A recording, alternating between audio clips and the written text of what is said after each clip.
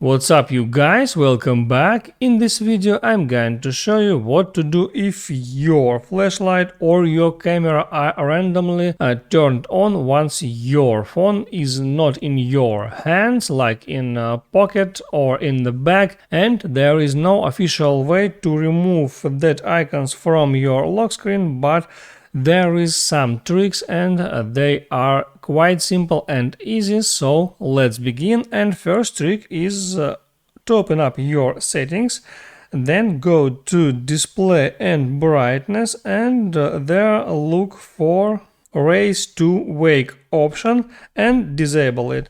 Then go back to settings, go to accessibility, and there select touch, and there disable tap to wake. So now you may be sure that your iPhone screen wouldn't be suddenly turned on once your iPhone is not in your hands. I hope this video helped you out, guys. So before you go, please like and subscribe.